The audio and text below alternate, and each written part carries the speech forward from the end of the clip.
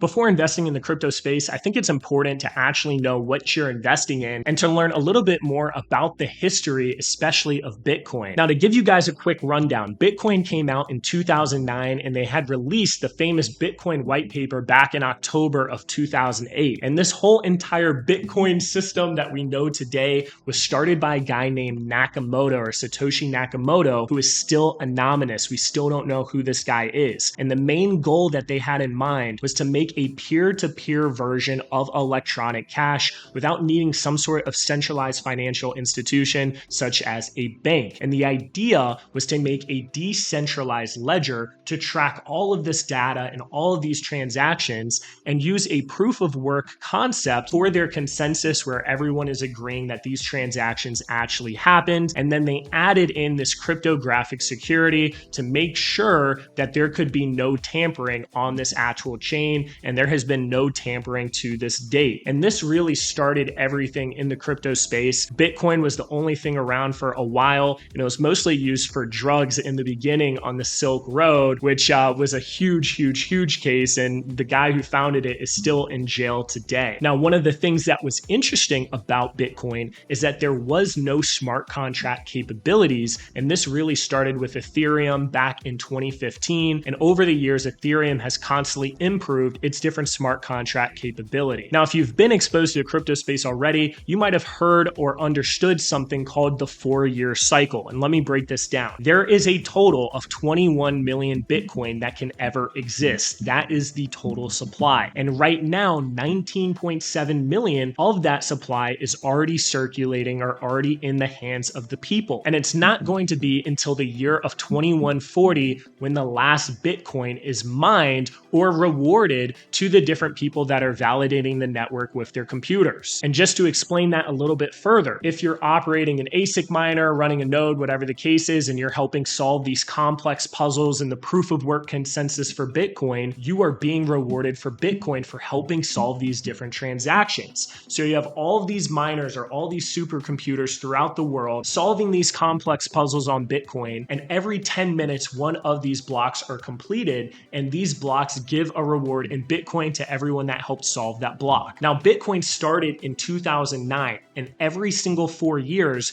this reward that was given to Bitcoin miners has been cut in half, and this is called the halving event. The original reward actually started off at 50 Bitcoin, and now it's all the way down to 3.125 Bitcoin, which had just got cut in half back in April of this year. Each time this has happened, the amount of new supply entering the market has decreased, and a lot of times the price has increased because of that, especially as adoption has increased over time. What ended up happening historically is every 4 years when this happened, there would be a massive bull run that would follow within a short amount of time, within 6 months to a year. So we saw in 2009 when Bitcoin came out, when 2013 happened, it had hit an all-time high. Then in 2017, it hit an all-time high of 19K. Then in 2021, it hit an all-time high of 69K. And now 2025 is when we're expecting the next major top of Bitcoin. And what's really interesting is we're in 2024 and we're already above where the all-time high was back in the last bull run of 2021. And on top of that, this run is a little bit different because you have all these spot ETFs and major institutions and adoption really getting involved. I wanted to also show a chart of the Bitcoin price. This chart doesn't really do it justice, but it went from just being pennies back in 2009 to hitting an all-time high of $1,200. The price dropped a lot in what they call a crypto winter, when people stop paying attention to crypto because they just had a massive run and then things dump and then things get boring for a while. Then in 2017, it went all the way up to $19,000, dropped again to $6,000. Then it went into a huge run again where it went all the way to 69K back in 2021, and then it dropped down all the way to 18K, and now we hit an all-time high of $74,000 already, and at the time of this video, we're around 70K. This is also an interesting article which shows that this halving reduces the amount of inflation every single year. So in the beginning, when you're doing 50 Bitcoin every 10 minutes, there's a lot of inflation, but over time, this inflation has continually decreased, and this is why it's going to take so many years for the last Bitcoin to be mined all the way in year 2140. The last thing that I want to mention in this video is what happened after Bitcoin. Like I said a little bit earlier, Ethereum came out in 2015. This is when the ability of having smart contracts, which are